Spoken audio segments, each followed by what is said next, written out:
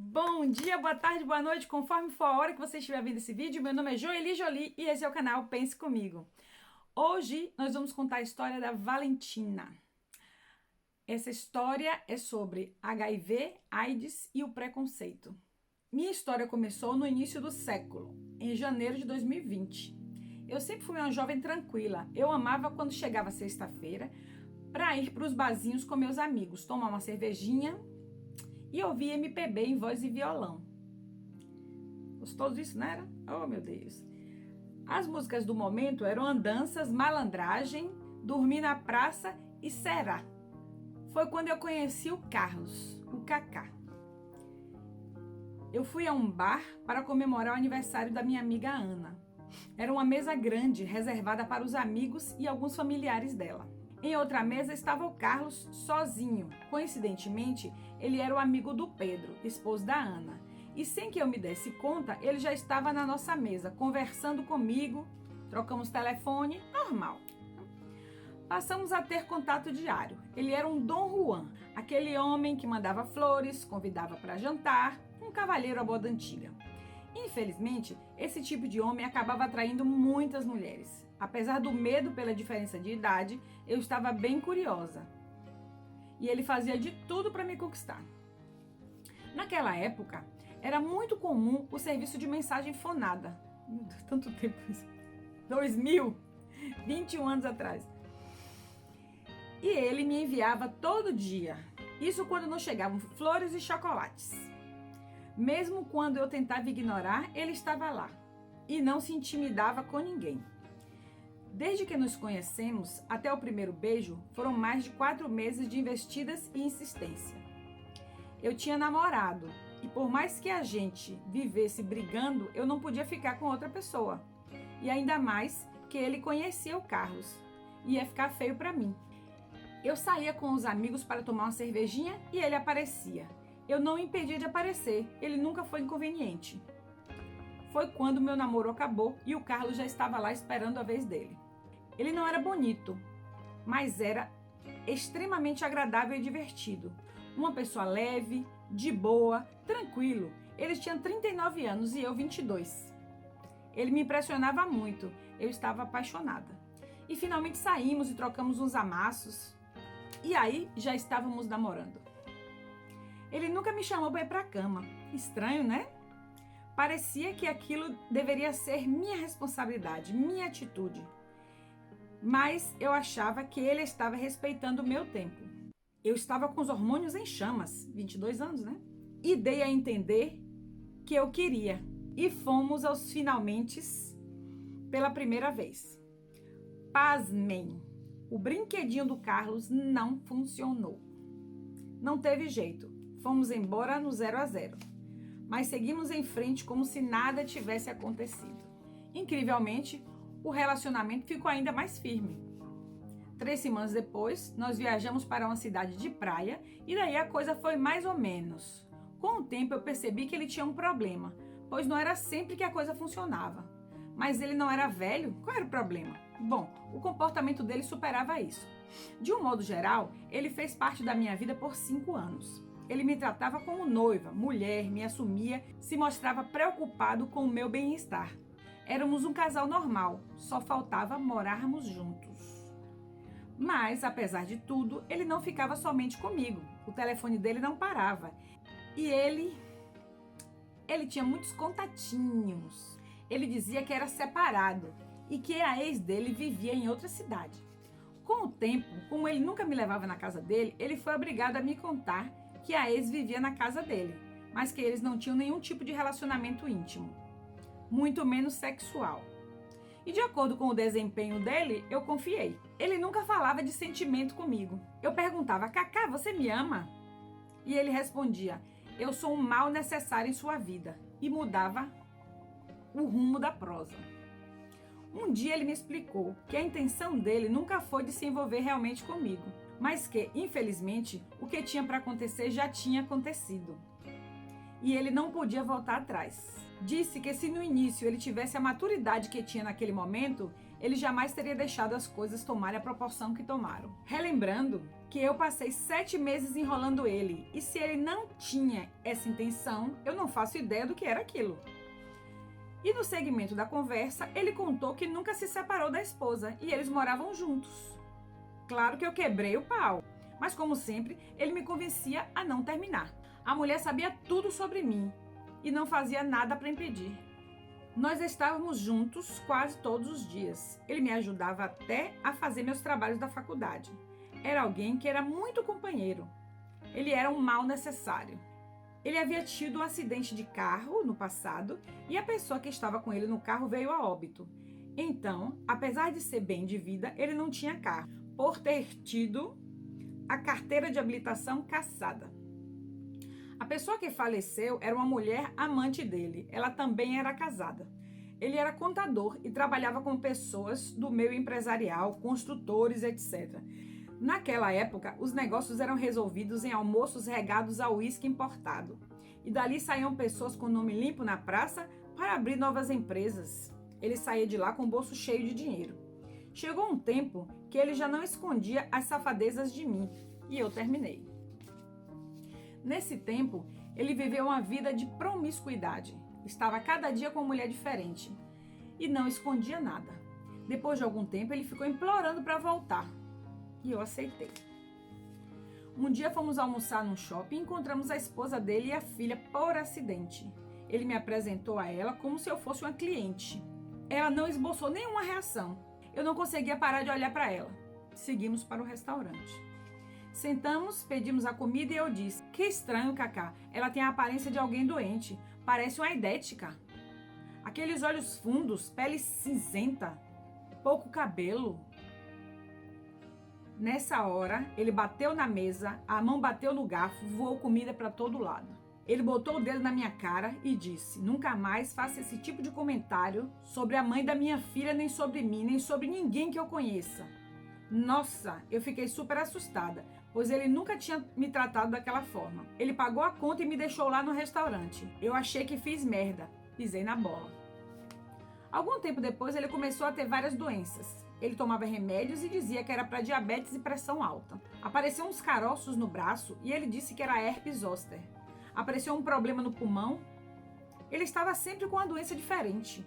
Um dia, comecei a juntar os documentos que estavam espalhados e quando peguei um envelope branco de um laboratório, ele tomou da minha mão. Ficou super nervoso e começou a gritar comigo. Não pegue nas minhas coisas, eu não te dou essa intimidade. Eu disse: calma, só tô arrumando, af. Eu achei que ele estava nervoso porque estava doente. Já era final de 2004. Alguns dias depois do episódio do envelope branco, ele piorou muito e já não tinha forças para sair de casa. Ele terminou comigo, justificando que era hora de ficar com a família. Em novembro, ele teve um AVC e foi hospitalizado. Quando saiu do hospital, ele foi me ver. Ele estava irreconhecível. Ele tinha a mesma aparência da mãe da filha. Mas naquele momento eu não fiz essa comparação, só tive pena. E eu comecei a chorar e disse a ele que eu sabia que era o nosso último encontro. Ele disse que não, que ia melhorar e que nunca ia me deixar. Aquele foi realmente a última vez que nos vimos. Eu chorei por vários dias. Ele voltou a ser hospitalizado, levado para a UTI. Ninguém me dava notícias dele, nem mesmo o hospital. Minha vida ficou vazia. Mais tarde, eu soube por acaso, através de um amigo em comum, que ele faleceu no dia 28 de janeiro. Exatamente 5 anos depois, no mesmo dia em que nos conhecemos.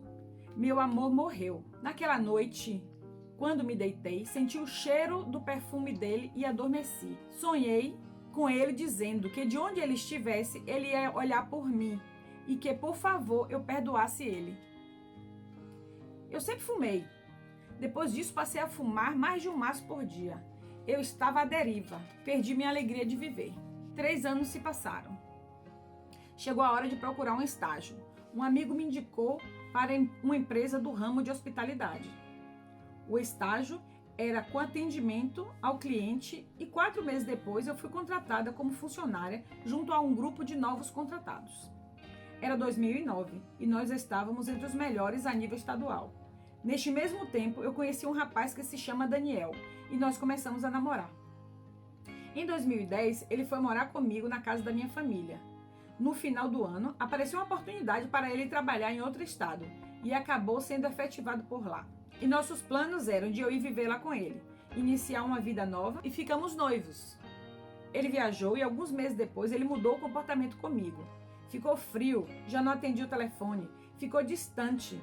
Passou a demorar mais para vir me ver e colocava 1000 empecilhos quando eu falava que eu ia para lá.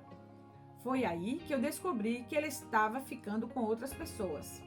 Em maio, eu fui para lá passar um final de semana de amor num resort chique. E foi uma catástrofe. Ele brigou comigo o tempo todo. Pessoas ligavam para ele e ele saía de perto de mim. Ele me maltratou ao ponto de mandar eu arrumar minhas malas e me deixar às 18 horas na porta do aeroporto e ir embora com o telefone desligado. O detalhe é que meu voo era só às 22 horas. Chorei muito e percebi que estava com febre. Fiz um péssimo voo.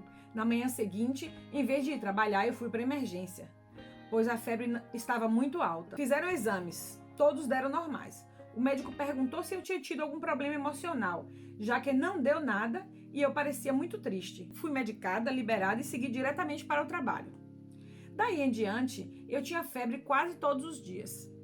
Apareceu uma rosácea bem grande no meu rosto que ficava inflamada. Era vermelha e descamava muito. E eu fui a um especialista em dermatologia, que fez uma investigação a fundo.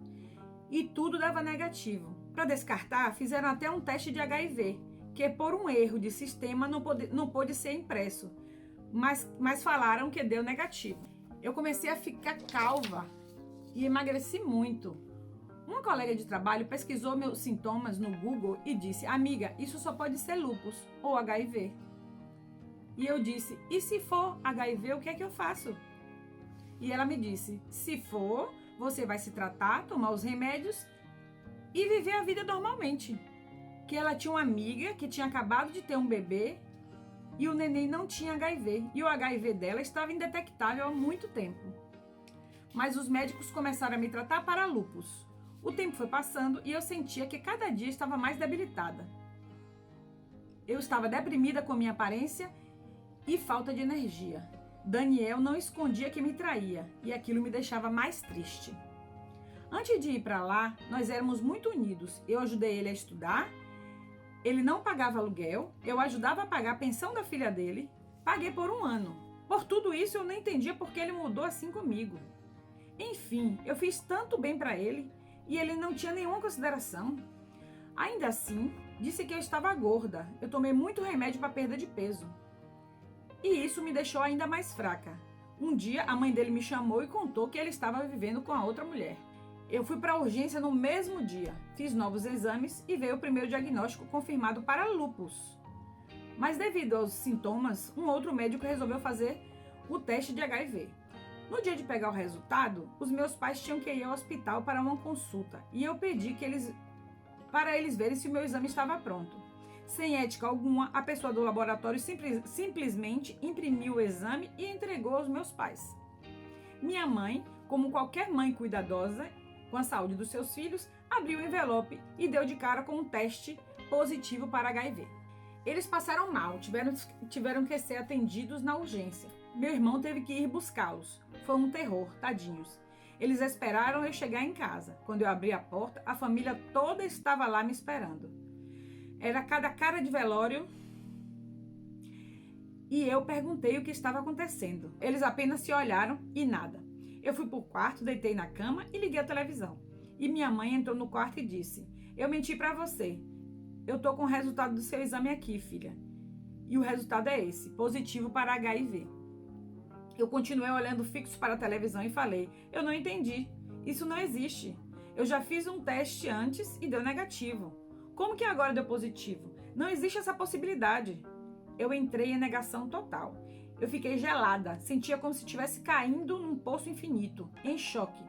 Umas horas depois, naquela noite, eu sentei na janela do meu quarto, que ficava no 10º andar do edifício.